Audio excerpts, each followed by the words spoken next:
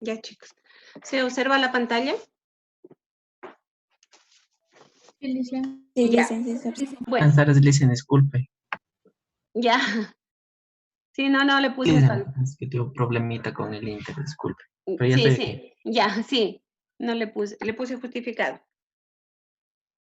Ya, entonces, estimados estudiantes, vamos a continuar con el tema que habíamos estado manejando en la clase anterior. Bueno, aparte de las exposiciones que ustedes hicieron, hablar sobre la documentación, es decir, los documentos básicos de un sistema de gestión de la calidad y que pues deben obligatoriamente, cuando se trabaja con un sistema de gestión de la calidad, debe mantenérselos en laboratorio.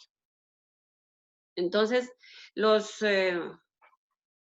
básicamente son el manual de calidad, los procedimientos e instrucciones de las actividades que se hacen en laboratorio, los formularios para los registros, en donde se pone o se transcribe la información de las diferentes actividades y otros documentos importantes.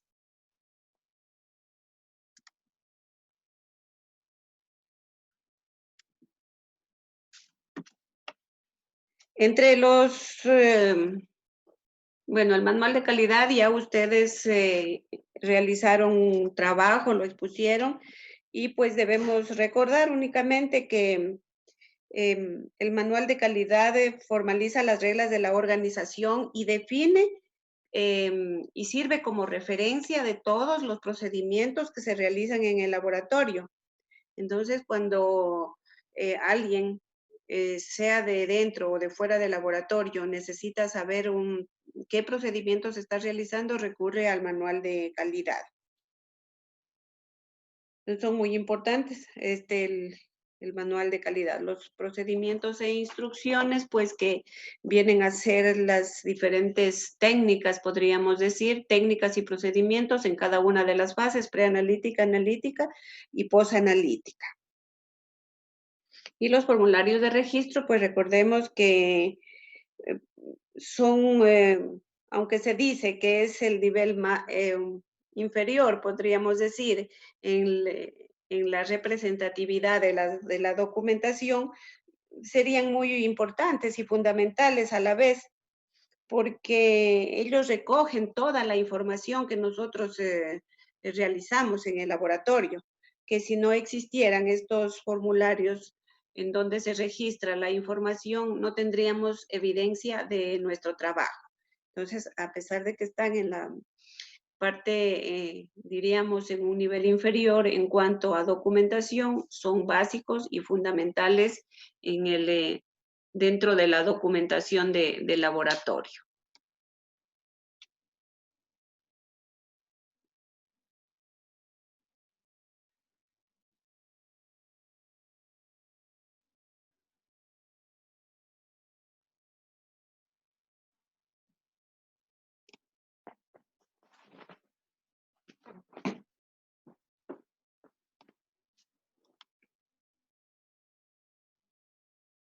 Están con problemas del internet algunos.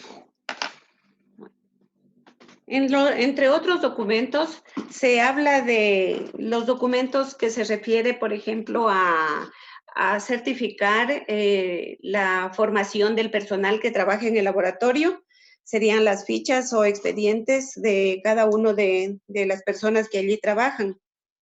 Ahí va a incluirse los títulos, diplomas, certificados, su formación, ¿no es cierto?, que específica y continua.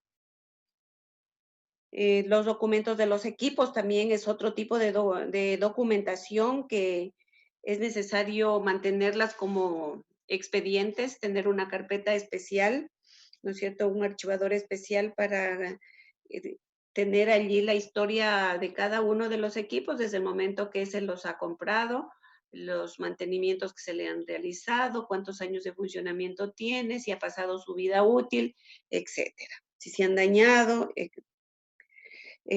tenemos también los documentos que verifican la existencia de los materiales para la calibración y controles de los diferentes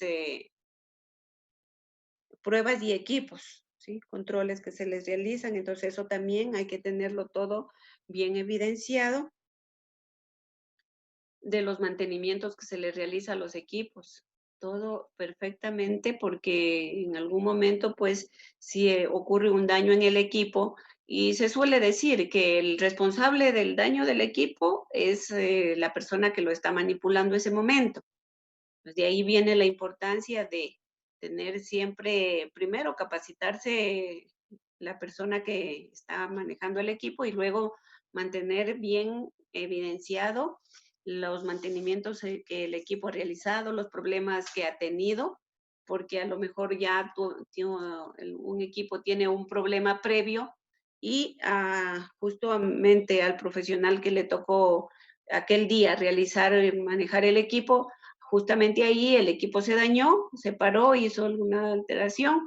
Entonces, tener la evidencia para nosotros también salvar responsabilidades. Eso es la importancia de mantener siempre una documentación en orden.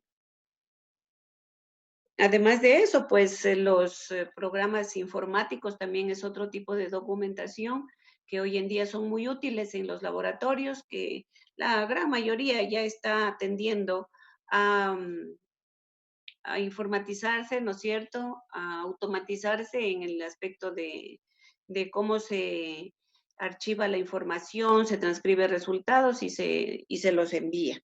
Y entonces, todo esto constituyen entre otros, los otros documentos que se manejan en el laboratorio.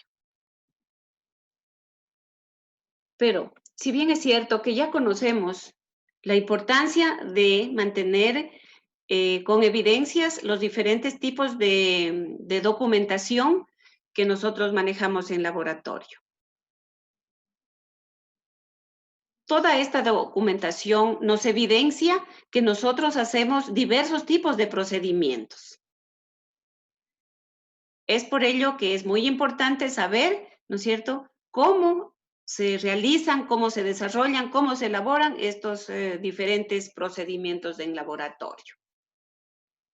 Entonces, para ello, en primer lugar, recordaremos los principios que debemos tener siempre en cuenta al momento de querer desarrollar algún procedimiento en laboratorio.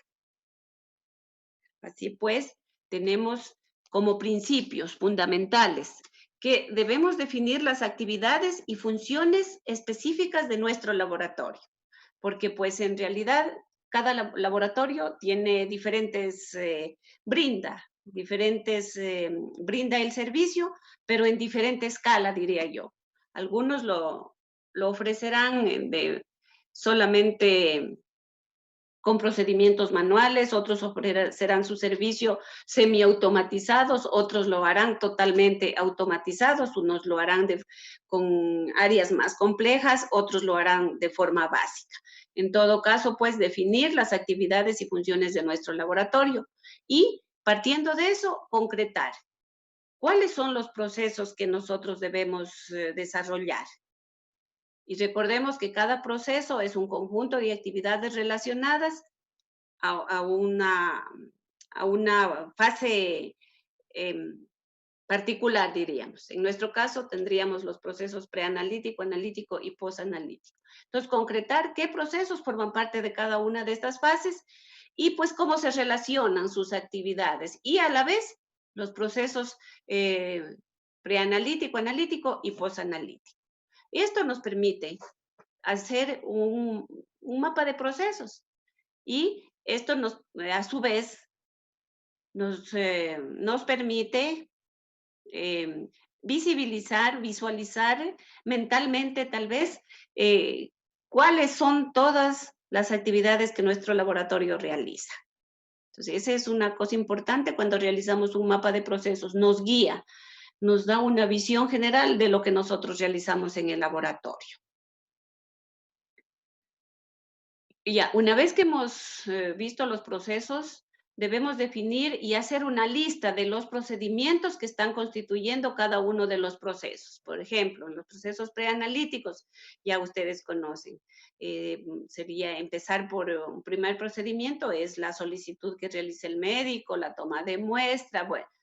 todo lo que se relaciona a la preanalítica, y así en todas las fases.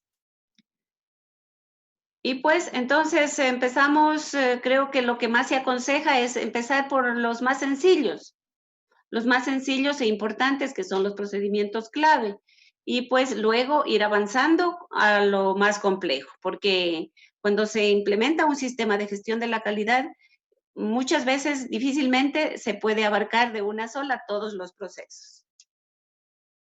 Empezar, por ejemplo, con el preanalítico, el analítico, el que el laboratorio crea, el que está con mejores condiciones para implementar el sistema de gestión de la calidad en cada una de estas fases. Algo importante que debemos asumirlo nosotros, que no todo o que aquello que ya tenemos, que ya está escrito, no lo debemos asumir como que es nuestro, de nuestro laboratorio. Con esto un poco se relaciona, por ejemplo, a documentación que viene, por ejemplo, las técnicas, los insertos que decimos nosotros en los procedimientos analíticos. Eso ya viene escrito. Por ejemplo, los manuales que nos proporcionan, por ejemplo, el Ministerio de Salud, la OPS, bueno, diferentes organizaciones. Entonces, eso, o sea, no lo podemos tomar como referencia, pero no podemos decir lo que es de nuestra autoría, sino referenciarlo. Y eso sirve de base, pues, para desarrollar los diferentes procedimientos y que estén bien fundamentados. Ya, es importante que para cada procedimiento se haga diagramas con las tareas que cada uno de ellos comprende. Es importante también que cuando hacemos los procedimientos no escribir nada que no sea fundamental o necesario. Es decir, poner lo mínimo, pero que sea suficiente, que explique lo que nosotros queremos hacer. Siempre se parte de una primera elaboración, un primer borrador, diría, de todos los documentos y bueno, esta viene a ser una revisión cero porque de allí empiezan varias revisiones, validaciones y pues será la primera, segunda y tercera y cuarta hasta que se crea pues que es la que hay que trabajar. Siempre también considerar que todos los procedimientos en algún momento podrían variar en alguna parte, aunque no sea de fondo o a lo mejor solo de forma, pueden ir variando porque muchas veces el laboratorio puede adquirir los productos de otro fabricante, de otro laboratorio, y haber una pequeña variación en los técnicas y procedimientos. Por ello es que tenemos que constantemente estar revisando, así sea un paso, una pequeñísima parte que cambie, hay que ya ir actualizando los procedimientos. Entonces, son como principios básicos cuando queremos elaborar un procedimiento. La documentación de gestión de calidad contiene las reglas de organización y los procedimientos operativos que se aplican en un laboratorio. Entonces, esto es muy importante, la documentación, como ya venimos diciendo desde el principio.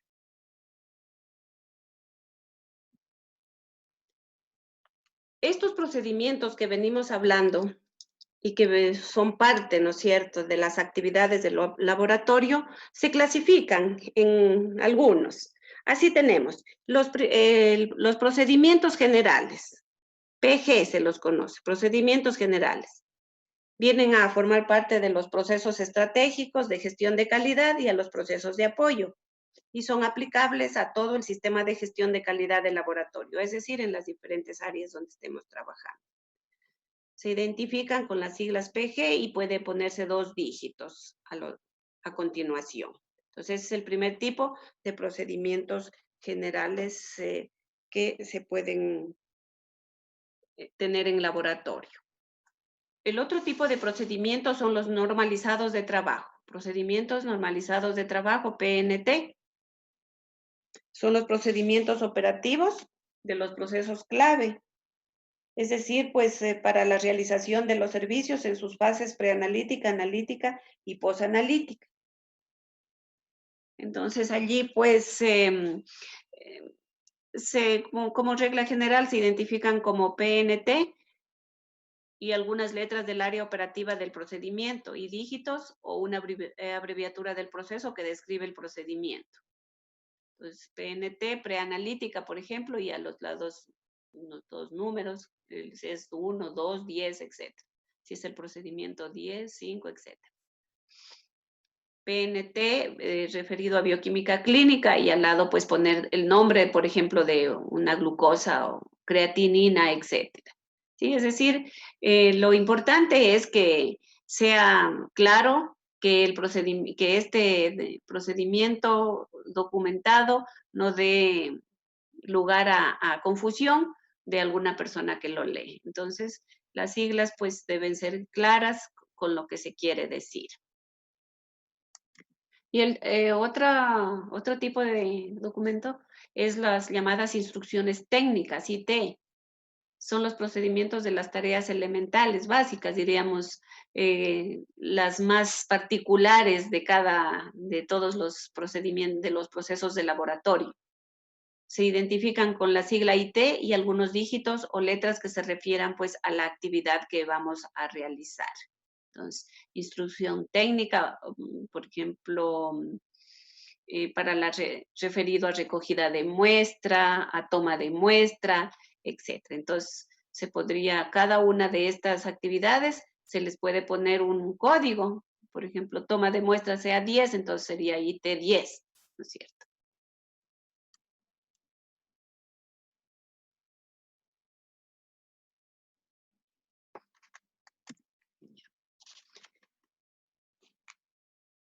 Ya, entonces hay que, según la complejidad de nuestro laboratorio, tenemos que ir viendo el número y tipo de procedimientos que vamos a elaborar. Y esto también, en esta parte hay que considerar que debemos considerar lo que la norma la norma ISO de calidad que el laboratorio ha considerado seguir.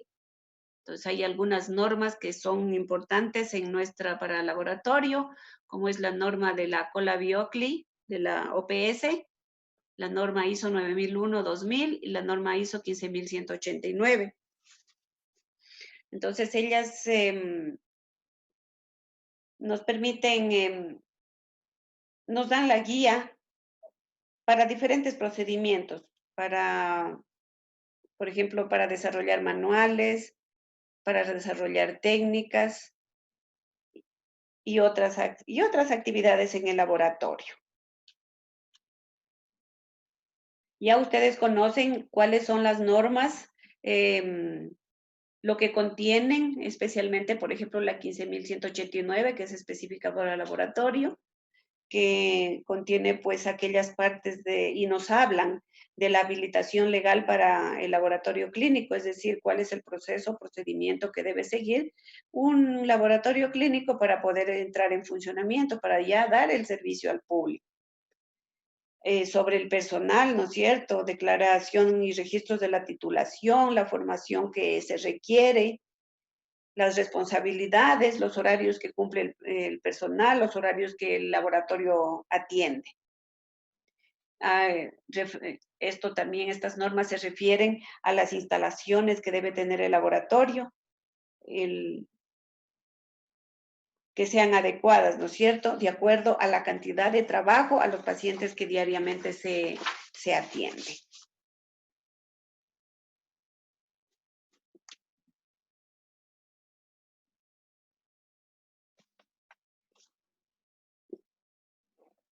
Bien, entonces,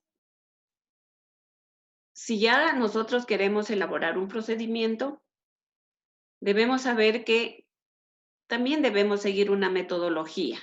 Entonces, guiarnos por aquello que las normativas nos indican de cómo hacerlo.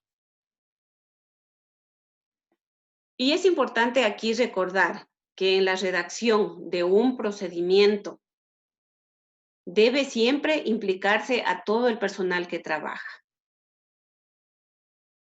Debe integrárselo a todo el personal porque solamente así se va a poder elaborar un buen procedimiento. ya que cada uno de ellos conocerá un aspecto, puede participar, colaborar, se pueden hacer grupos de trabajo, pues a lo mejor 2, 3 personas, para que elaboren un procedimiento. Porque sí es bastante tedioso y realmente hay que ser muy meticuloso en ellos. Entonces, esto también permite fomentar una actitud para que siempre el personal esté pensando en trabajar con la calidad o para la calidad. En todo caso, también debemos, como parte de la metodología ya, pues definir todos los procesos de laboratorio, de acuerdo al área que queramos trabajar, elaborar el mapa de procesos, que las personas responsables redacten el procedimiento y que siempre hacer constar y recordar para cumplirlo, que la documentación forma parte de la mejora continua de un laboratorio. Es necesario pues establecer un mecanismo flexible, eficaz, para hacer la redacción, revisión y aprobación del documento. Entonces, es decir que pues pueden colaborar 2, 3 personas, uno elaborará una parte, el otro se la revisará, el grupo, ¿no es cierto? Y esto pues a su vez posteriormente ya será puesto a consideración de otra persona que hará ya la revisión y aprobación. Es importante que el documento sea conciso, ¿no es cierto? Comprensible. Y pues recordemos siempre lo de la mejora continua al elaborar pues los procedimientos en la gestión de la calidad. Ya. Las fases de la redacción de un procedimiento señalan lo siguiente. Primero, se requiere determinar el objeto del procedimiento a redactar y su campo de aplicación. Segundo, se debe determinar la concatenación, es decir, la relación o sucesión de las tareas elementales que constituyen el proceso a documentar. Todas las tareas son las actividades pequeñas que forman un proceso grande. Distinguir el tipo de tarea, de qué se trata, ¿no es cierto? Entonces, qué tipo si es un procedimiento general, etcétera, cualquiera de los diferentes tipos de documentos. Determinar pues los datos de entrada y salida del proceso y del procedimiento y redactar el procedimiento pues según los criterios establecidos por el laboratorio.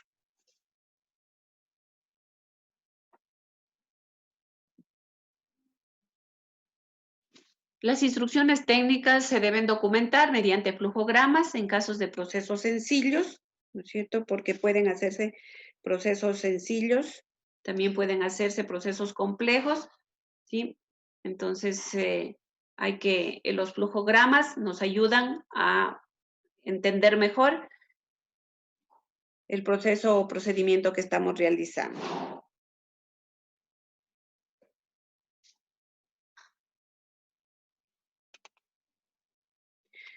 Ya ustedes conocieron cuando revisaron la materia de técnica de estudio, revisaron cómo se realiza un diagrama.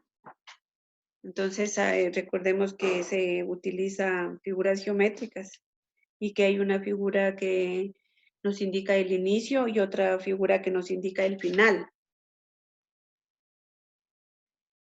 Entonces, también aquí hay que ir recordando todos estos aprendizajes para poder hacer, ¿no es cierto? Ya uno de estos documentos, pues con propiedad, como diríamos, hacerlo realmente como la normativa lo indica.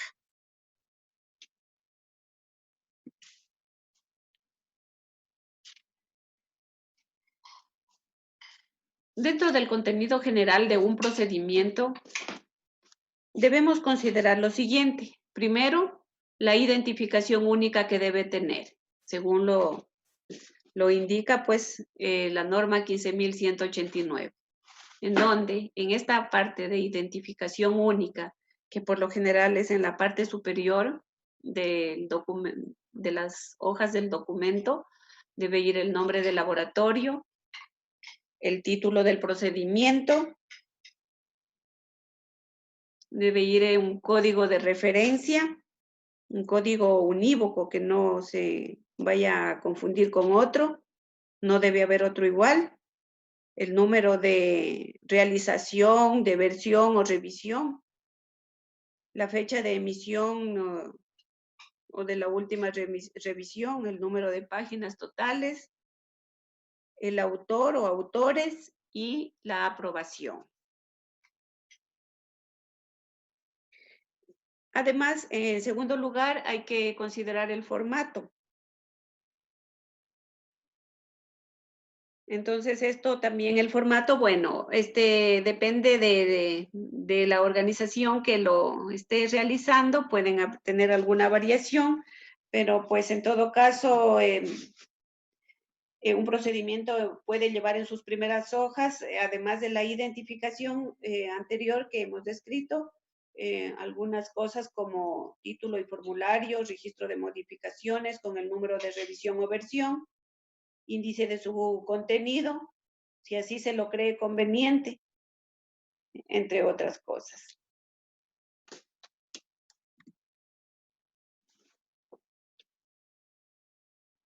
Asimismo, hay que considerar los elementos de un procedimiento. Entonces, como mínimo, un procedimiento debe tener los siguientes ítems o puntos o parámetros. Primero, el objeto. Segundo, el alcance o aplicación. Entonces, ¿qué vamos a hacer? ¿Para qué lo vamos a hacer? ¿Quién lo va a realizar? Debemos indicar los responsables de cada una de las actividades relacionadas con el procedimiento y todas ellas que se deriven de la misma. Entonces allí hay que ver quién es el responsable de anotar los resultados, de la recogida de los registros, del control de los materiales, de la mejora y de actualización, si así se lo requiere, del mismo procedimiento. Cuando se ponen los responsables, se puede poner el nombre de las personas, pero también se puede ponerlo el puesto que ocupa. Supongamos, puede ser responsable de hematología, de análisis, bueno, del área que sea responsable. Debemos también tener en cuenta los documentos de referencia. Solo se debe poner las referencias que realmente sirvan para consultar, aclarar o resolver las cuestiones o dudas pues, que pueda plantear la lectura o puesta en práctica del procedimiento. Es decir, que si alguna duda tenemos al leer el procedimiento ya realizado, debemos recurrir, si en caso hay alguna duda, debemos recurrir al documento que nos sirvió de base o referencia para verificar si realmente es así o cambiar si en caso ha habido algún error. Las definiciones y abreviaturas. En esta parte se definen los términos cuyo significado sea, pues, importante, fundamental para el procedimiento que estamos realizando. Esto nos sirve también para evitar confusiones al leer y aplicar el procedimiento. Pues los términos sí es importante que vayan.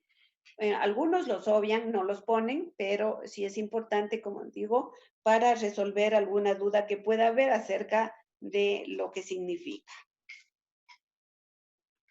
Tenemos el modo operativo, control de calidad de indicadores, en donde se describe de forma pues ya detallada los elementos necesarios, impresos o formularios, materiales, reactivos, equipos, etcétera, que se requieran. Asimismo, aquí en este modo operativo se describe las acciones para realizar el proceso, ¿no es cierto? El control del proceso también, qué es lo que vamos a hacer, los registros que son muy importantes, porque sin ellos no tenemos la evidencia, y los indicadores de calidad, si acaso procede realizarlos. Entonces, recordemos nuevamente que siempre cuando elaboremos un documento, un procedimiento debe tener una redacción clara, breve, concisa, que se comprenda realmente lo que se quiere hacer. Aunque muchas de las veces, pues, al hacer la explicación de cada uno de los puntos, a la final resulta que un procedimiento va a estar constando de unas 4, 5 o tal vez más hojas, ¿sí? Con toda la información que se requiere.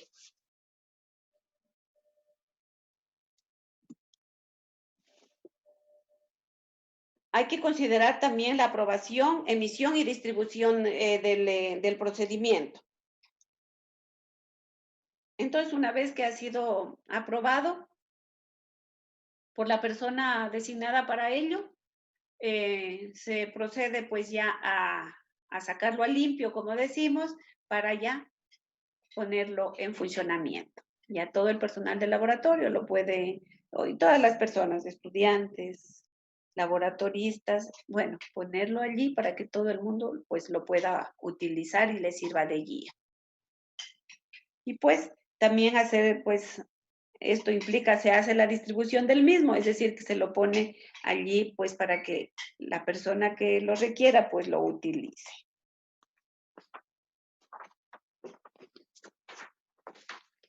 Luego de hacer la aprobación, emisión y distribución, es importante también las revisiones.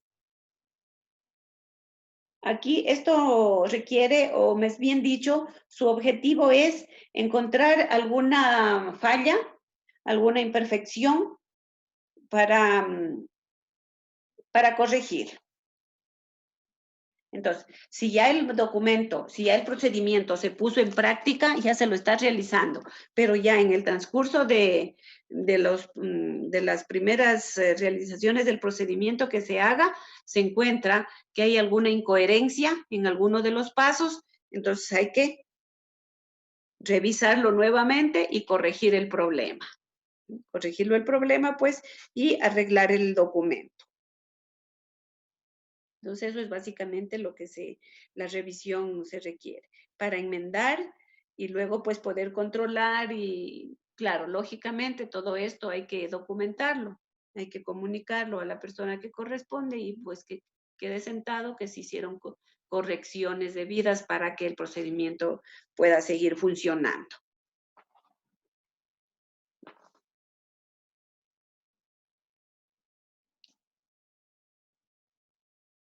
Ya, los documentos externos, pues son aquellos documentos que nos sirven como guías, como son los manuales de instrucción, tanto de las pruebas, por ejemplo, de equipos, de las instalaciones, pues son documentos externos que nos ha proporcionado un proveedor, ¿no es cierto?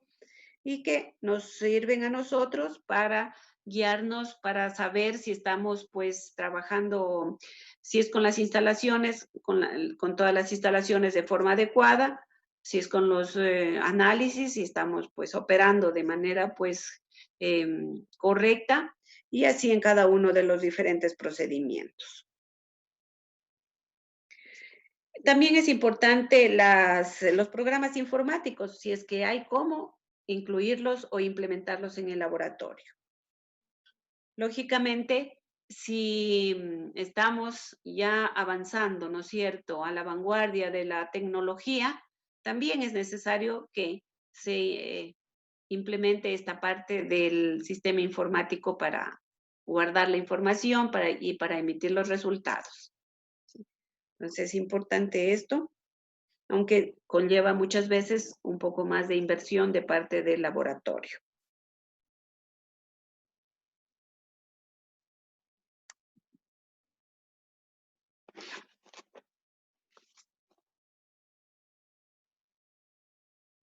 Bueno, aquí está un poco el contenido de un procedimiento normalizado de trabajo.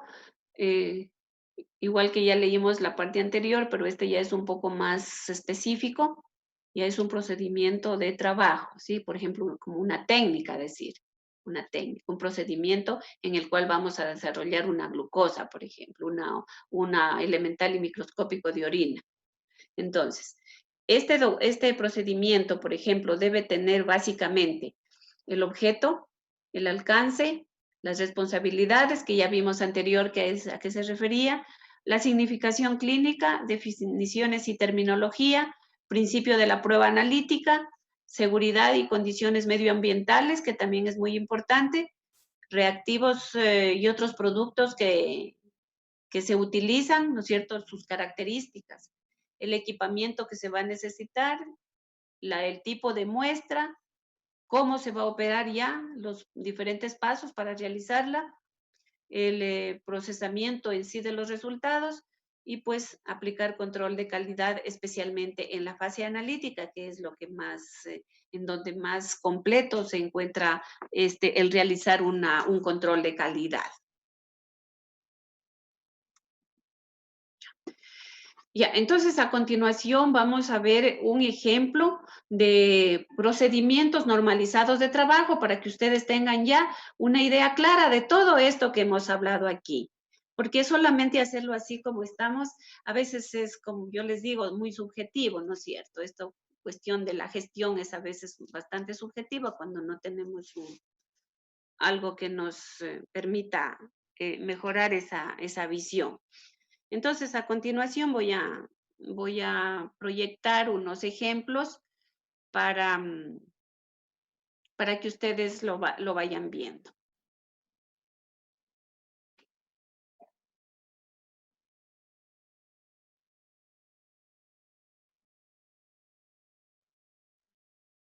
Ya, a ver.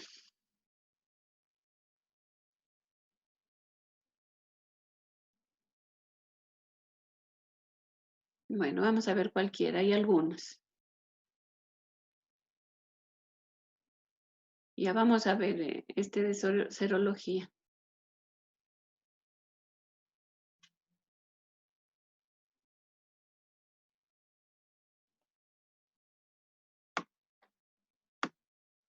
Ya. Ya, estos, por ejemplo, miren, esta es la parte superior que decíamos que debe ir con la información de la organización, de la institución a que corresponda. Estos son unos procedimientos operativos estandarizados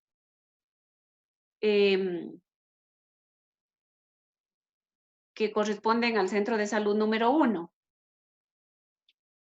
Entonces podemos ver ahí, centro de salud número 1. Si ven en el lado derecho hay un código, laboratorio clínico CSN número 1, POE, procedimiento operativo estandarizado, que es un procedimiento de trabajo, que es el que estamos hablando, pero también se le llama procedimiento operativo estandarizado.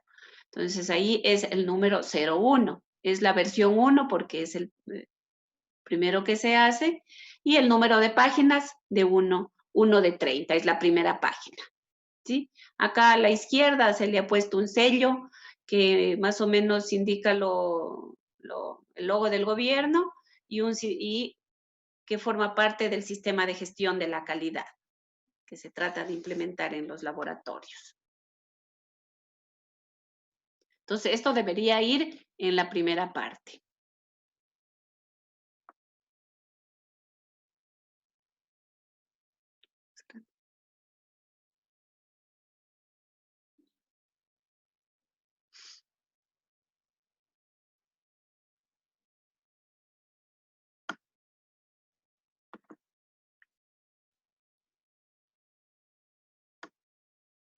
Ya, entonces, este es un procedimiento operativo relacionado al área de serología. Ya. Mire, entonces aquí, vayan recordando las partes que les decíamos que tiene cada uno de los procedimientos. El título. El título se refiere, aquí en este caso hemos puesto el nombre de la prueba, ¿sí? Que se va a realizar, que se va de la determinación. VDRL o BDRL que se le llama, ¿sí? Que es una prueba, es un análisis que se realiza para determinar si hay la presencia de anticuerpos contra el treponema pallidum que da como consecuencia pues la sífilis. Entonces, este es para BDRL. Miren, en primer lugar, el objeto o propósito. ¿Sí? Entonces, describir procedimientos, el objeto de este procedimiento es describir procedimientos operativos estandarizados para el área de serología del centro de salud número 1. El alcance para laboratorio clínico. Laboratorio clínico. Ya sabemos pues aquí que es del centro de salud número 1.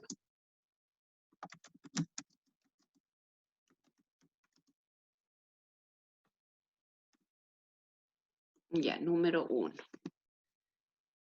Ya, los responsables, en este caso, mi persona, ya, porque una que estoy ahí como responsable del laboratorio y segundo que los elaboré yo. Entonces, miren, responsable, podría aquí ir también, como les decíamos, alguna otra licenciada, por ejemplo, allí podríamos poner el nombre del, si hay una o varias responsables, pero en todo caso hay que indicar. También se decía, si recuerdan, cuando yo les decía que se podría poner en vez de los nombres, poner responsable del laboratorio, en vez de poner el nombre, responsable del laboratorio.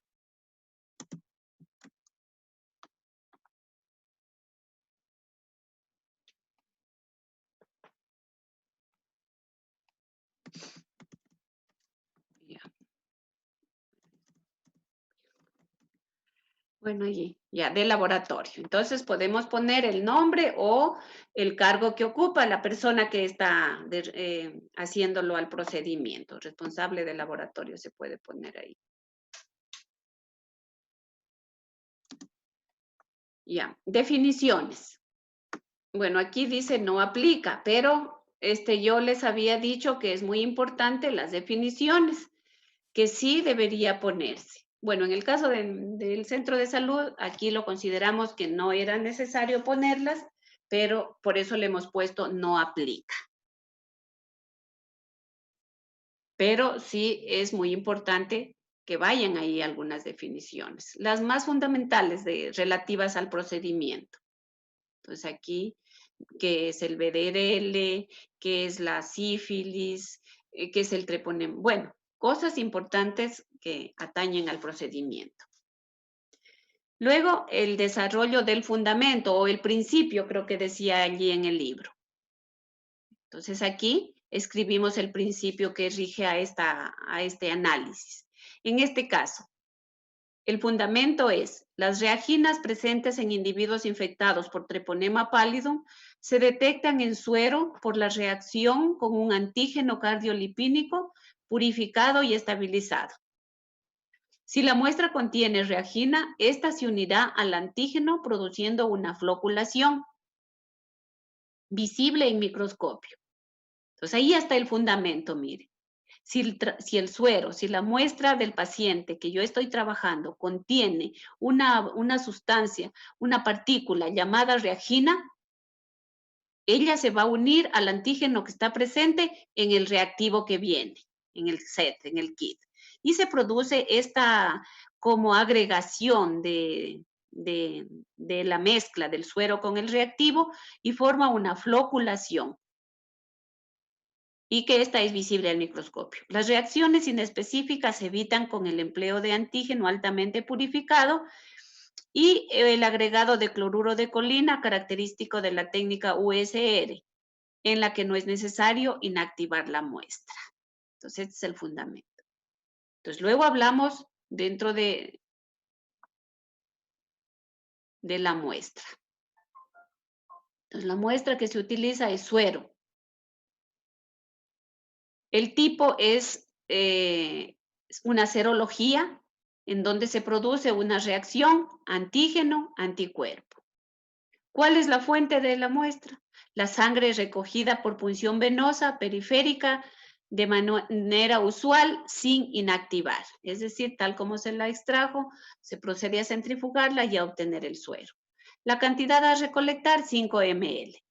Entonces aquí, mire, este 5 ml, por ejemplo, podría ser que otro laboratorio considere que solo necesita 3. Entonces, le pondrá 3 ml.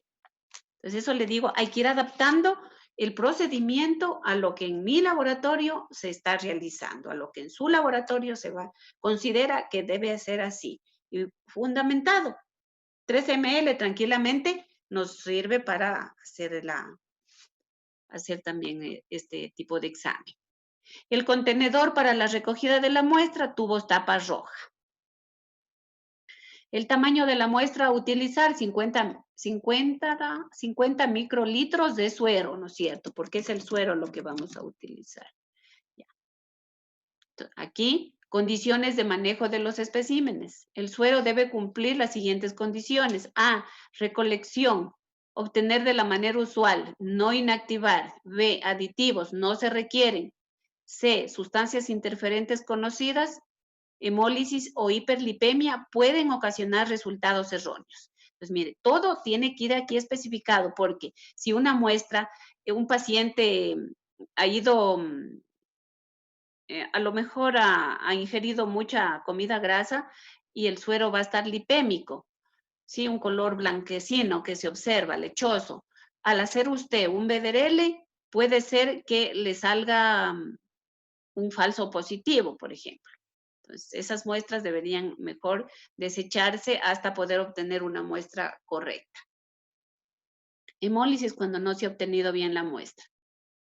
Y bueno, y de estabilidad de instrucciones de almacenamiento. En caso de no procesarse de inmediato, los sueros pueden conservarse hasta una semana en refrigerador, de 2 a 10 grados centígrados. Entonces, ahí ubicamos la temperatura a que debe ubicarse. Algunos laboratorios a lo mejor creen que es hasta 8 grados centígrados, según como lo aconseje el proveedor, ¿no es cierto? Según venga el inserto. Luego indicamos los equipos y materiales que vamos a necesitar. Pues, jeringa, estéril para extraer, con aguja 21, bueno, se ponen todas las especificaciones, o también se puede utilizar sistema de extracción al vacío. Torundas de algodón, alcohol, marcadores, torniquete, tubos sin anticoagulante, inclusive poner el tamaño de los tubos, gradilla para poner los tubos, guantes desechables, un gotero, agitador rotativo ajustable a 180 revoluciones por minuto, placa de vidrio transparente, con sectores de 14 milímetros de diámetro son los pocillos para poder hacer el análisis. Micropipetas para medir los volúmenes y microscopio para observar la reacción. ¿Sí? Mira entonces cómo se va desarrollando todo lo que concierne a la prueba, empezando por el objeto, por los responsables, por el fundamento, y empezar a hablar de la muestra, bueno, todo lo que estamos viendo. Analizador o kit de prueba, entonces un kit con reactivo.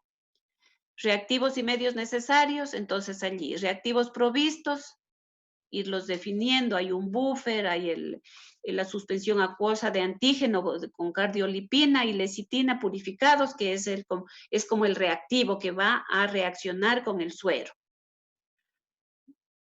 Reactivos no provistos, que es lo que nosotros a lo mejor tenemos que tener. Solución fisiológica, cuando la primera que hemos hecho la mezcla de suero con el reactivo resultó reactivo, es necesario hacer una prueba con diluciones. Entonces, también para eso hay la indicación de cómo hay que hacerlo. Requisitos especiales de seguridad. Nos hablaba por ahí que decía de seguridad y medioambiental, ¿no es cierto? Y medio ambiente. Entonces, aquí hay que indicar que el reactivo es solo para uso diagnóstico in vitro, que todas las muestras deben manipularse como si fueran capaces de transmitir infección. Utilizar los reactivos guardando las precauciones habituales de trabajo en el laboratorio de química clínica. Todos los reactivos y las muestras deben descartarse de acuerdo a la normativa local vigente. Entonces, está ahí indicándonos cómo debemos proceder respecto a la seguridad. Reactivos y preparación de medios listos para su uso, porque así vienen. Los requisitos de almacenamiento. Entonces, estable en la refrigeradora de 2 a 10 grados hasta la fecha de vencimiento indicada en la caja, no congelar. Se almacena en el refrigerador. Yo incluso le puse, se pone inclusive la marca de la refrigeradora donde vamos a guardar. ASEP, por ejemplo, en este caso, destinado para el almacenamiento de este reactivo. O sea, miren, hasta los mínimos detalles contiene el procedimiento. Luego nos habla de calibración y solución de problemas, pero en este caso sí no aplica porque aquí no se utiliza un equipo, entonces no vamos a calibrar nada.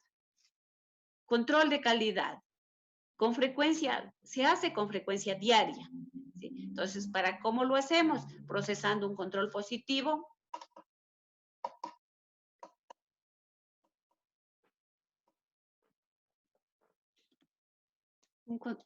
Un control positivo y un control negativo, ¿sí? Entonces, esto es un control de calidad que se hace diario. Cada lote de muestras que se procesen van con sus controles.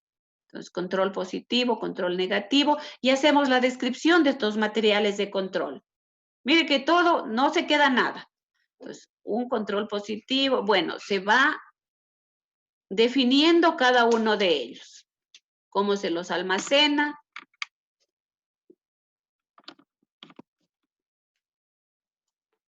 Cómo se hace la manipulación de estos materiales de control.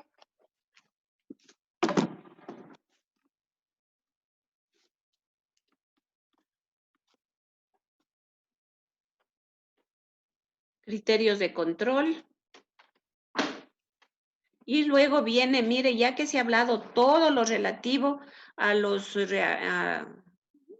controles reactivos, materiales, viene el procedimiento de prueba. Entonces, tanto los reactivos como la muestra deben estar a temperatura ambiente. Mire, antes de realizar la prueba. Entonces, primero hacemos una prueba cualitativa en suero, ¿sí? En cada uno de los sectores delimitados en la placa. Entonces, colocar, ahí nos dice, muestra 50 microlitros con gotero provisto. Luego colocar el reactivo A, una gota. Agitar horizontalmente la placa a 180 revoluciones por minuto durante 4 minutos. Observar inmediatamente al microscopio con poco aumento. Puede ser poco aumento, puede ser el de con 10 o 40. Luego, si les decía, si el resultado reactiva esa primera prueba cualitativa, procedemos a hacer la semi-cuantitativa en suero y ahí está el procedimiento. Se preparan diluciones 1 a 2, 1 a 4, 1 a 8, 1 a 16, 1 a 32, etcétera, con solución fisiológica y se realiza la dilución. Entonces, está también indicando cómo realizarla. Entonces, es el procedimiento de la prueba.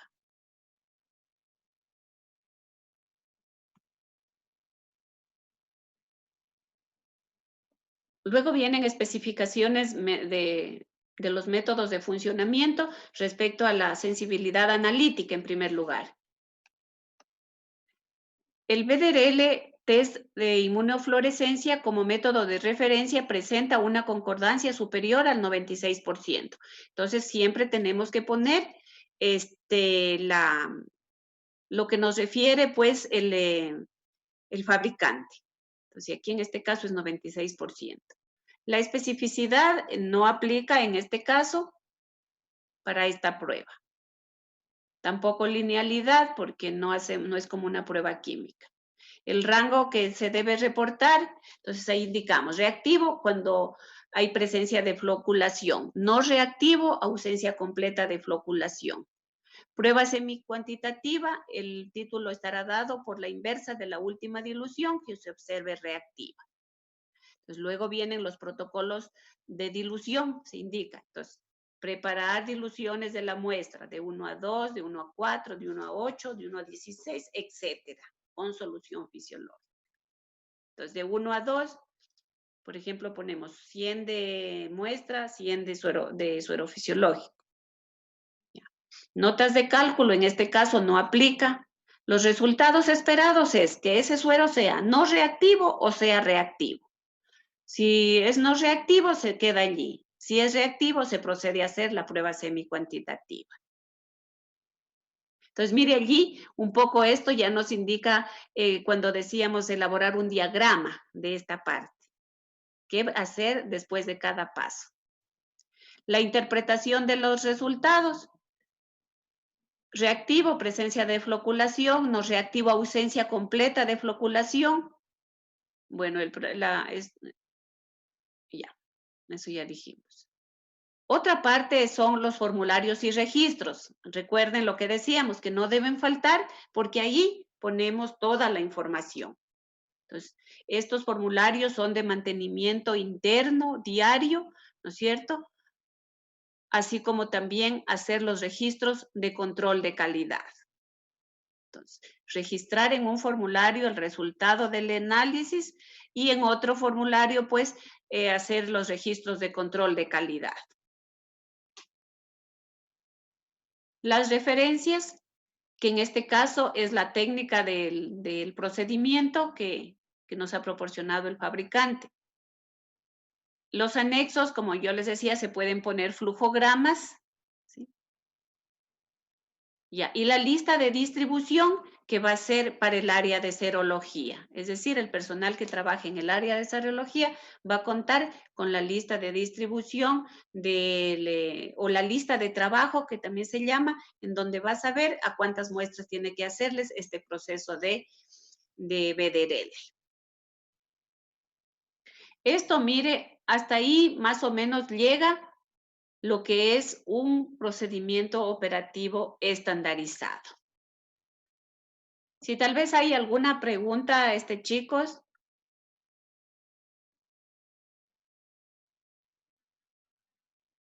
Mire, aquí, por ejemplo, hay otro. No le hice ninguna.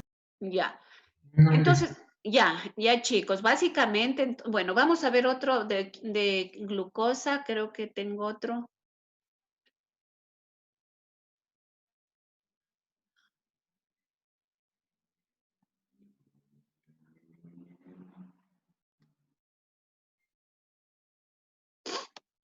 A ver, de glucosa.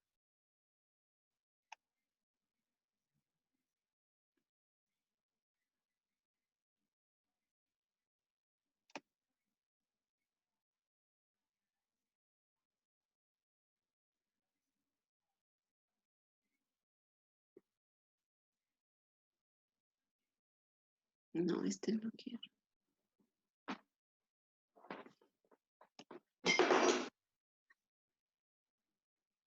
Espérame un ratito, chicos.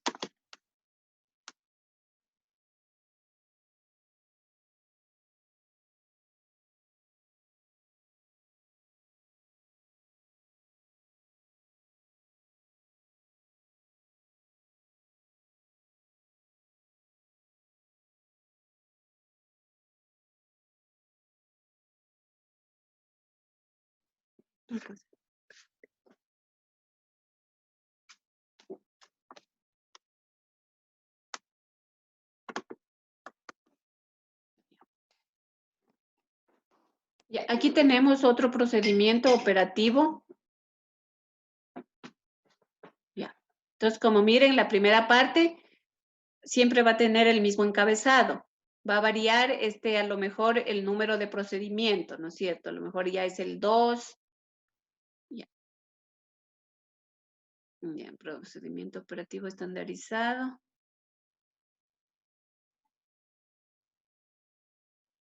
Ya.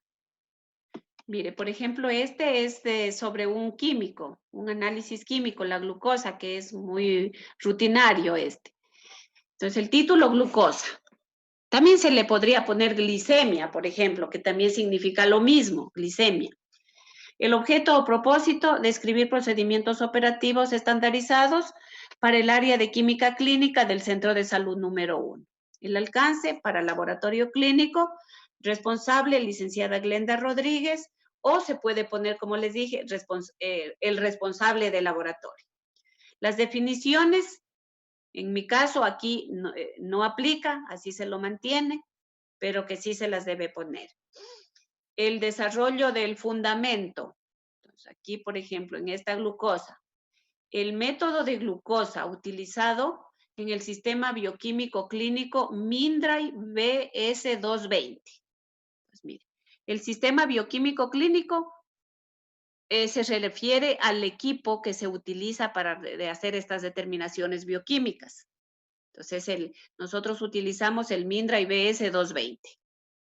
Entonces, este es un análisis de diagnóstico in vitro indicado para la determinación cuantitativa de la glucosa. La muestra, plasma y suero. Entonces, miren, el desarrollo del fundamento tiene toda la información acerca de lo que es la muestra y cómo se desarrolla el procedimiento en sí. Ya, entonces, la muestra puede ser plasma y suero. Aquí se puede utilizar cualquiera de las dos. El tipo de análisis es de química clínica. La fuente es sangre recogida por punción venosa periférica en este caso. La cantidad a recolectar de 5 a 10 ml. Ya, eso les decía, cada una de estas cosas que pongamos aquí deben ser adaptadas a nuestro laboratorio, a lo que nosotros creamos y fundamentemos que sí puede servirnos. Entonces, ¿para qué voy a sacar 10 ml si con 5 lo puedo hacer, no es cierto? Puedo hacer tranquilamente el examen. Entonces, todas esas cosas hay que siempre conversarlas, por eso decíamos, es un trabajo en equipo. El contenedor para la recogida son tubos tapa roja. Ya, el tamaño de la muestra, 2 microlitros en este caso se utilizan, es una cantidad bien pequeña. Las condiciones de manejo de los especímenes. Suero o plasma debe ser retirado de las células dentro de 3 horas de punción venosa. Entonces, es decir, que no debemos pasarnos más de ese tiempo para separar y poder hacer, para que no hayan alteraciones. El suero o plasma se puede refrigerar de 2 a 8 grados durante un máximo de 3 días, si no han sido pues realizados dentro de las 24 horas. Se los puede guardar entonces. Máximo 3 días de 2 a 8 grados. Para un almacenamiento más prolongado, antes o después del análisis, las muestras pueden ser congeladas a menos 20 grados centígrados durante un máximo de un mes o a menos 70, máximo de 2 años. Y luego si viene, mire, con equipos y materiales, se va desglosando. Entonces, nosotros utilizamos un equipo de química Mindray BS220. Se suele utilizar jeringas para extraerla o también el sistema al vacío. Torundas de algodón, alcohol al 70%, marcadores para rotular, torniquete, tubos sin anticoagulante, gradilla para tubos, guantes desechables. Y luego hablamos ya del analizador. En este caso solo es analizador. Ya, es el equipo automatizado de química Mindray BZ. Ese es el nombre del analizador para química clínica. Los reactivos y medios necesarios, necesitamos reactivo de glucosa, así se llama. Los requisitos especiales de seguridad. El reactivo debe ser manejado con cuidado para evitar contacto con la piel e ingestión, para uso in vitro solamente.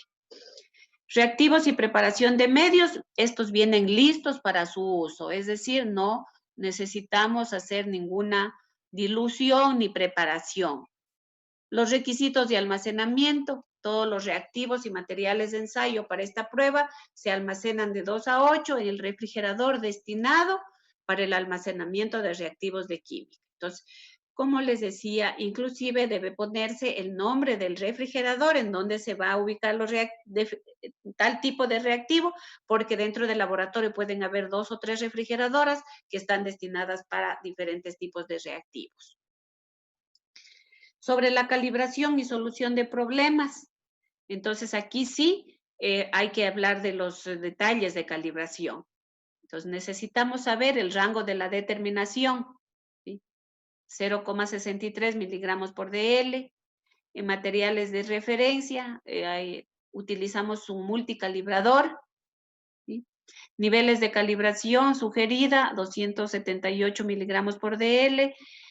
Frecuencia de calibración, con cada lote de cartuchos de reactivos nuevos, cada 3 meses para cualquier lote. Entonces, esto también, estas indicaciones lo trae el manual del equipo, el manual de manejo de los reactivos que nos proporciona y de procedimiento que nos proporcionan el proveedor. Control de calidad, frecuencia diaria. Todos los días se pasan controles al normal, anormal y para HDL y LDL. Ya, entonces se hace la definición de los materiales de control, como habíamos visto en el de BDRL. Entonces, por ejemplo, aquí se utiliza soluciones de 2 niveles y un material de control de calidad con concentración conocida. Entonces, el multicera normal y el abnormal.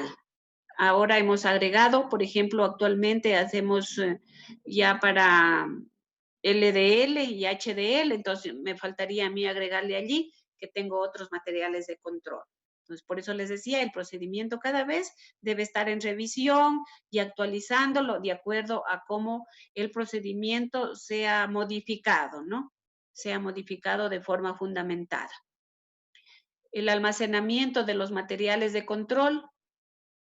Entonces, indicar hasta cuándo es la fecha de caducidad, cómo son reconstituidos y se dispensan en alícuotas, cómo se los va a almacenar, cómo se los prepara y se manipulan los materiales de control. Entonces, por ejemplo, ahí indicamos nosotros que estos multicera normal y anormal, para controlar la química, debe ser tratada igual que las muestras de los pacientes. Y nos indica que antes de muestrearlas, permitir que el control se descongele por completo. Primero, bueno, en nuestro caso, aquí de lo que está congelado, lo bajamos a la parte inferior de la refrigeradora, ahí lo mantenemos como unos 15 minutos y luego lo sacamos a un lugar donde no le dé directamente la luz del sol, otros 10 minutos más, de tal manera que ese ambiente, los controles están ambientados, son como una muestra más. Entonces luego los procedemos a realizar. Entonces, manejamos los criterios de control. Esto nos indica el manual de calidad. Cuando hay algún problema, si los controles son inaceptables, no se debe informar los resultados miren la importancia de pasar controles. Cuando hay algún problema y el control está fuera del rango normal, por ejemplo, tiene hasta 2 desviaciones estándar se acepta, pero si ya pasa a 3 desviaciones estándar, ya no se debe aceptar, se los debe rechazar y preparar nuevamente, hacer la revisión a lo mejor del equipo, llamar al técnico para que vea, bueno, dónde está el problema, determinar las fallas. Entonces, si es del lote de control, si es el equipo, si es el técnico que no manipuló bien los controles, pues determinar los problemas y resolverlos. Y luego implementar la acción correctiva sobre la base de los resultados que hemos investigado nosotros, que hemos visto de qué se trata.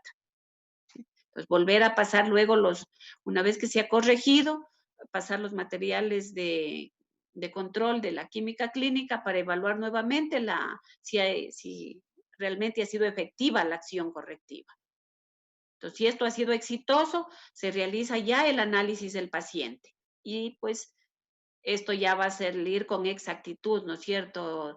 Los resultados ya van a ser fiables porque hemos pasado el control de calidad y estos han sido eficaces. Entonces, esto es muy importante, miren, hacer las acciones correctivas. Cada día que uno trabaja son detalles tan pequeños que pueden hacer que varíe un resultado, que nos falle los resultados.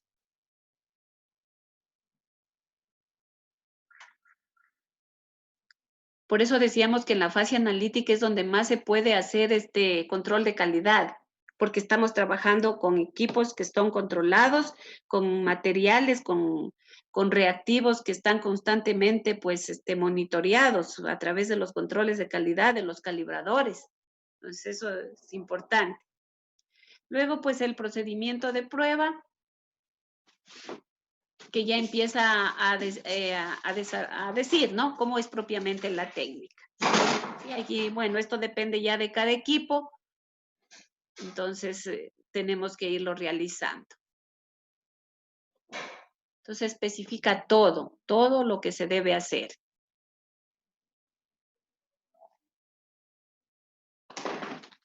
Entonces hablamos de la especificidad analítica, linealidad de la técnica, rango reportable, protocolos de dilución, muestras con concentraciones superiores a 500 miligramos deben diluirse, mire, de 1 a 4 con solución salina y repetir el ensayo. Entonces, cuando vemos que una glucosa ha superado el valor de 800, de 1000 y el equipo no nos da esa linealidad, entonces debemos hacer dilución para poder que el equipo nos lea. Porque miren, aquí la linealidad me da hasta 500 miligramos. O sea, la concentración de una muestra, el equipo me la lee solo hasta 500. Pero si el paciente tuvo 600 o 700, que sí hay, entonces me toca hacer, en cambio, el protocolo de dilución, que es diluir la muestra. Bueno, eso de las diluciones ya es un punto aparte, porque eso también ya ustedes lo conocen también cómo se hace una dilución. Ya. Luego, pues, si es procedente, se hacen los cálculos, ¿no es cierto? Las notas de cálculo para sacar, pues, los resultados. Aquí están expresadas, pero esto el equipo, como es automatizado, lo saca solo. Los resultados esperados, ¿no es cierto? En adultos esperamos que estén normalmente de 70 a 105, en niños de 60 a 110, neonatos de 40 a 60. Y partiendo de estos resultados esperados, luego se puede hacer una interpretación también de los mismos. O sea, un aumento anormal de la glucosa, conocida como hiperglucemia, puede ser asociado con diabetes mellitus, ¿no es cierto? Con hiperactividad de glándulas adrenales, tiroides o pituitarias. ¿Sí? La hipoglicemia, en cambio, por debajo de la tasa hallada en ayunas, se observa en casos de sobredosis de insulina. Mire, tumores secretores de insulina, hipopituitarismo, enfermedad de Addison, bueno, y algunos otros, ¿no?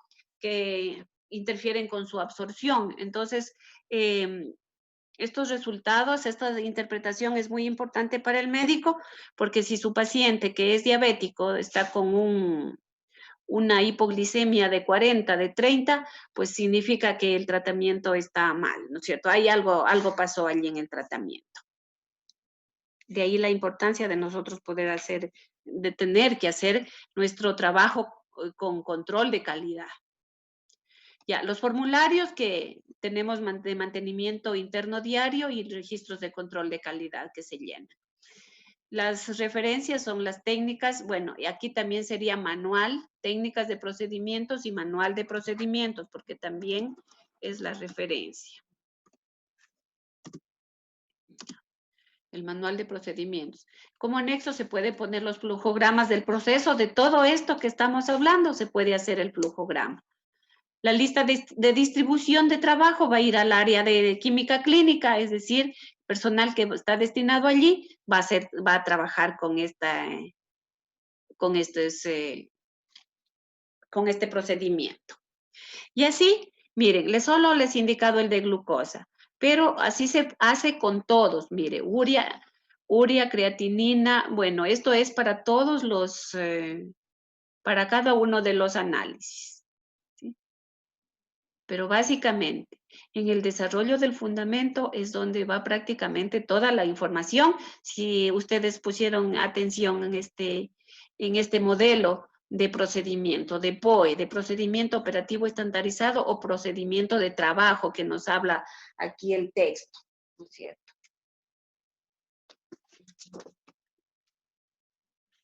Eso sería, bueno, eso es en cuanto a No sé si tal vez tienen alguna pregunta, chicos, de cómo, qué tal les parece este modelo para desarrollar un procedimiento, porque esto es ya como la aplicación. Algunos procedimientos que realicen en otros laboratorios a lo mejor son más completos, tienen un poco más de información, a lo mejor se basan así de forma, que le diré, al pie de la letra de lo que le da el libro, el texto o algún otro manual, qué sé yo, pero también es necesario acoplarlo a nuestro laboratorio.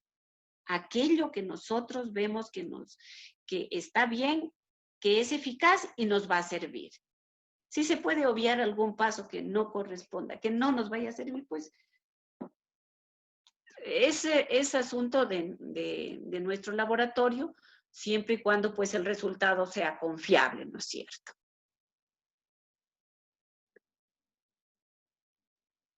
¿Qué les parece, chicos? Más o menos la estructura ya como para poner en práctica un procedimiento.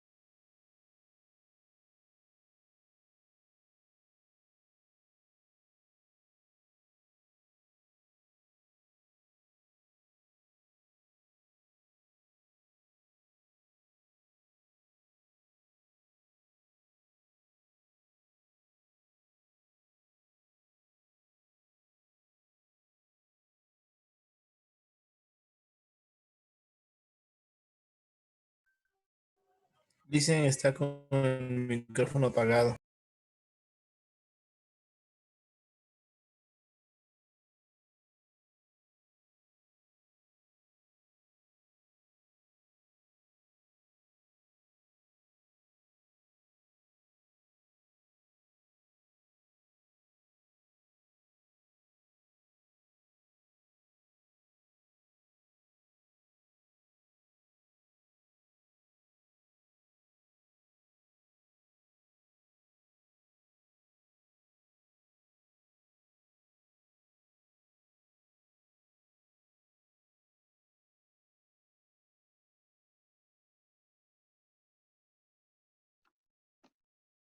Ya, chicos, estaba buscando un modelo para orina, miren, para un elemental y microscópico de orina, ¿sí?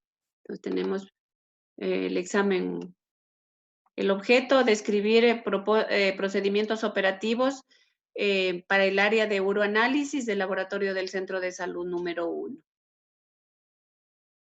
Ya, el alcance, miren, solo es para el laboratorio clínico, ¿no es cierto? Del centro de salud número 1, ahí habría que especificarlo.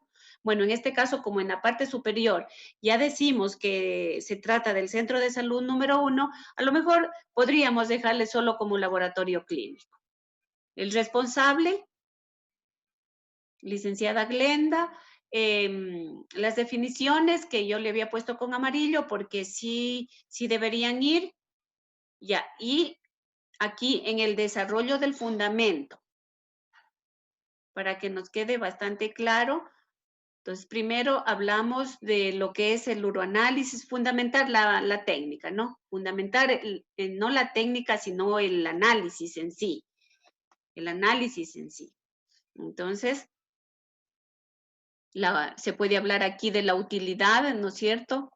De este examen que nos da importante información como el diagnóstico de enfermedades de los riñones, el tracto urinario, el hígado, desórdenes metabólicos, así como el monitoreo de la efectividad en el tratamiento de problemas crónicos y en la investigación de condiciones asintomáticas.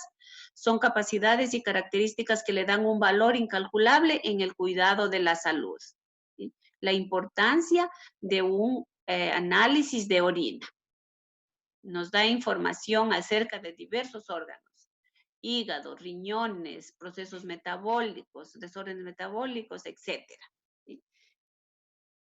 Ya decíamos que la muestra de orina es como una biopsia que se hace y que se la obtiene fácilmente. No sé si se acuerdan cuando revisábamos esta parte, estudiábamos los procedimientos. Entonces, miren, en esta entonces ponemos el tipo: examen físico, químico y examen microscópico del sedimento urinario. Empezamos a desarrollar cada una de las partes correspondientes al procedimiento. Hablamos de la muestra, del tipo de examen, de la fuente, ¿dónde lo obtenemos? La orina es la fuente, ¿no es cierto?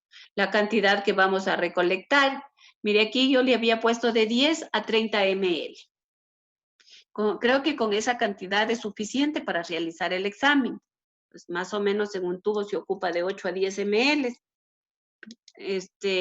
Para hacer el examen. Entonces, aquí también es de acuerdo a cómo el laboratorio se crea conveniente. El contenedor para la recogida, miren, entonces frascos plásticos transparentes de boca ancha con capacidad de 30 ml o bolsas pediátricas recolectoras de orina, que sería para los niños.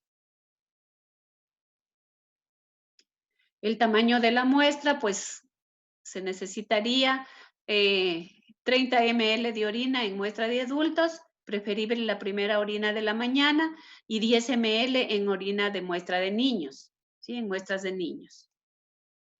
Condiciones de manejo de los especímenes: orina recogida en primera micción, previo aseo de genitales.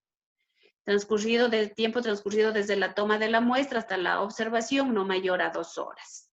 Entonces, así, en nuestro laboratorio, entonces, trabajamos con esas condiciones respecto al espécimen, ¿sí? A lo mejor en otro laboratorio incrementan otras condiciones o le quitan otras condiciones, pero la verdad es que cada uno tiene que tenerlo bien fundamentado a su procedimiento. Equipos y materiales que se requieren: centrífuga, microscopio, frascos plásticos, bolsa pediátrica, bueno, todo lo que se requiere: gradilla, papel toalla, marcador de vidrio, guantes descartables, portaobjetos, cubreobjetos. El equipo o kit de la prueba: necesitamos nosotros un microscopio y las tiras reactivas. Inclusive, mire, yo le había puesto en la marca de del laboratorio que fabrica las tiras que nosotros utilizamos, Diruía 10. Entonces, debemos entonces personalizar cada procedimiento. Entonces, a eso nos referimos cuando yo les digo de la refrigeradora donde guardamos, poner el nombre, el equipo, todo hay que aclararlo.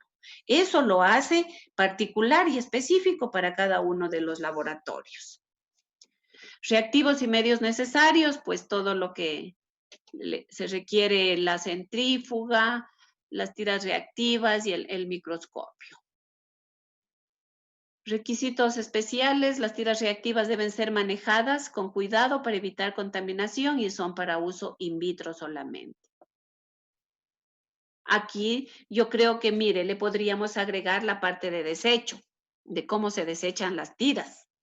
Yo aquí no lo tengo puesto, pero ahorita que lo estoy leyendo me doy cuenta que me podría faltar eso, porque nos habla de seguridad y en el texto nos decía de medio ambiente. Entonces, mire, allí yo le podría agregar que aparte de manejarlas con cuidado para evitar que se contaminen, eliminarlas, bueno, de acuerdo a la normativa vigente, qué sé yo, alguna cosa, poner allí en nuestro procedimiento, y eso le va a dar mayor fundamento a nuestro procedimiento, porque el que la lea va a saber que nosotros somos también cuidadosos del medio ambiente. Es decir, que manejamos procedimientos amigables con nuestro entorno. Ya, los reactivos, cómo están, si están listos para su uso o si hay que prepararlos, ahí se indica. Los requisitos de almacenamiento: en qué lugar están destinados. Es muy importante poner en dónde están guardados, dónde se los mantiene y a qué temperatura. Recuerden cuando veíamos las instalaciones, decíamos que en la bodega o el lugar donde se guardaban los reactivos había que tener diferentes espacios con diferentes temperaturas, que eran las refrigeradoras, los de la temperatura ambiente, etcétera. Y es el caso para todos. En este caso, mire, tenemos que guardarlo alejado de la luz solar a una temperatura de 2 a 30 grados centígrados. Entonces tendríamos que buscar estantes que tengan puertas para que no les entre la luz a los reactivos. Entonces, todas esas cosas tenemos que nosotros ponerlas aquí para que sepan cómo trabajamos. Control de calidad interno con frecuencia diaria, esto lo hacemos para el microscopio. Porque como en mi caso de este laboratorio lo hacemos de forma manual la lectura de tiras, no hacemos control de calidad, ¿no es cierto?, de la lectura de las tiras. Anteriormente teníamos un método semiautomatizado, leíamos en un equipo las tiras. Ahí yo tenía que haber puesto, ¿no es cierto?, ya equipo para la lectura de tiras, y ahí venía un equipo chiquito, unas tiras ahí propias que eran de control de calidad mismo, que nos indicaban que si estaban reaccionando bien las tiras. Pero en este momento no estoy utilizándolo, solamente le dejo que mi control interno es para el microscopio. El número de materiales de control, entonces no estoy utilizando, no aplica, ¿sí? No aplica. Descripción de materiales de control porque no lo estoy haciendo. Almacenamiento de materiales de control, tampoco, no tengo materiales de control en este caso, no aplica. Preparación y manipulación de materiales de control tampoco aplica porque solamente no estamos utilizando ningún material de control de calidad. Ya. Los criterios de control, aquí un poco sí lo podemos adecuar, porque si los valores son inaceptables, no informar los resultados al paciente. En lugar de ello, hay que determinar si existen fallas. Ya, puede ser el resultado de varios tipos de errores, sistemáticos, aleatorios, y hay que resolver los problemas según lo que creamos que es. Y luego implementar una acción correctiva sobre la base de los resultados de nuestra investigación, de qué hemos indagado, por qué salió mal la lectura de la tira. ¿Acaso no la mantuvimos a la temperatura que correspondía y le entró humedad a la tira y reaccionó así solita? Y cuando hice yo la lectura me dio que todo presentó sangre, presentó bilirrubinas, presentó qué sé yo. Entonces, eso tenemos que investigar dónde está el error y corregir. A lo mejor hay que cambiar el lugar en donde los estamos almacenando porque ese lugar no cumple los requisitos de temperatura. Eso ya es una acción correctiva. Y luego, ya que le hemos cumplido, volver, ¿no es cierto?, a hacer de nuevo, ya continuar haciendo nuestros exámenes y vemos qué resultado tenemos. Pues, si son exitosas, si fue exitoso, anotar, y como si no nos resultó tampoco, porque hay que seguir buscando qué es lo que tenemos que hacer para arreglar el problema. Entonces, esto es muy importante en lo que respecta a gestión, ¿no es cierto? Y todo esto hay que anotarlo en los registros, en los formularios correspondientes. El procedimiento de prueba. Entonces, aquí sí ya viene cómo es la técnica en sí. Bien detallado.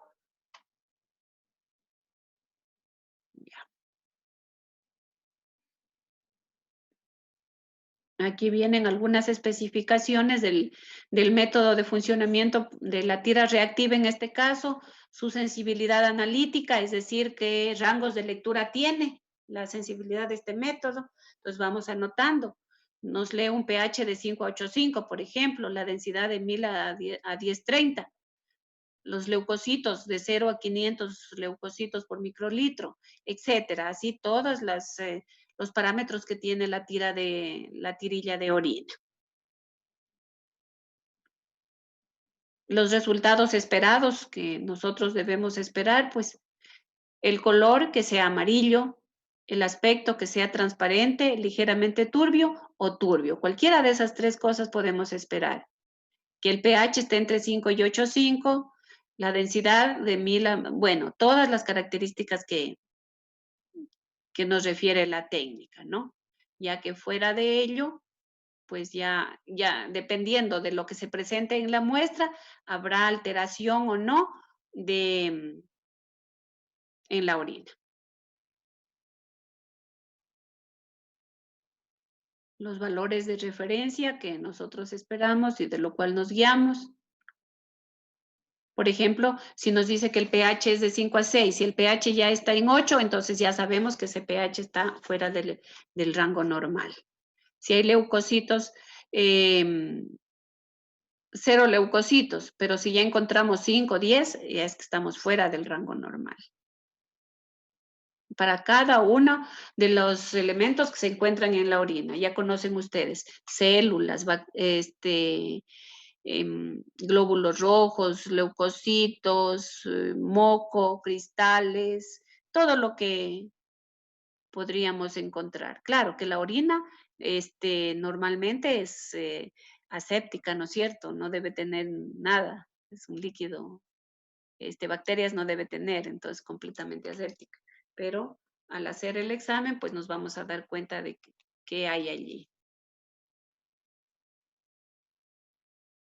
Entonces, para cada cosa que se puede encontrar, tenemos que tener los valores de referencia. Y luego hacemos una interpretación de resultados. Esto también va en el procedimiento, en todos los procedimientos que hagamos. Entonces, ¿cuál es su utilidad? Sí, bueno, ahí se especifica cada una de las partes.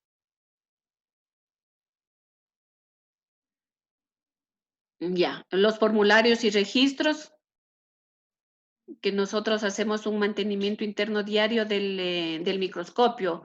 Por ejemplo, que lo limpiamos, que la platina, que los lentes, que bueno, cada parte del microscopio. Y a su vez hacemos un registro en un formulario de control de calidad de todo, de lo que le hacemos al microscopio. Entonces, al microscopio le hago el mantenimiento diario, lo limpio, le veo el objetivo, la platina, etcétera. Y esto que hago, lo registro en este formulario de control de calidad interno. ¿Sí? Entonces, ahí queda explicado. Se limpió la platina, se limpiaron los lentes, bueno, etcétera, ¿no? Ya, las referencias técnicas de procedimientos y otros textos que también hay, bueno, yo no le he puesto aquí. Anexos tampoco le he puesto. Podría pensar qué es lo que le puedo poner ahí de anexos. Y la lista de distribución de trabajo va al área de uroanálisis, al departamento de uroanálisis para que lo realice el personal correspondiente. Entonces, miren, les he indicado, chicos, varios procedimientos operativos según el modelo que, bueno, nosotros hemos adoptado en el Centro de Salud número 1. Como les digo, básicamente tiene esa parte superior en donde se da la información, ¿no es cierto?, de qué laboratorio es, el código, la versión, la página, de qué se trata, de qué procedimiento operativo se trata.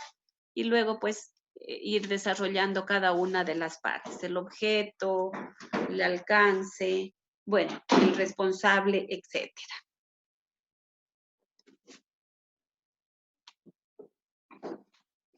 Entonces, chicos, espero que esto les haya servido les haya sido útil esta revisión de estos procedimientos que en realidad son reales, como les digo, no son tomados de ningún libro, sino que sí hemos tenido referencia, hemos tomado referencias de otros modelos para nosotros adaptarlo al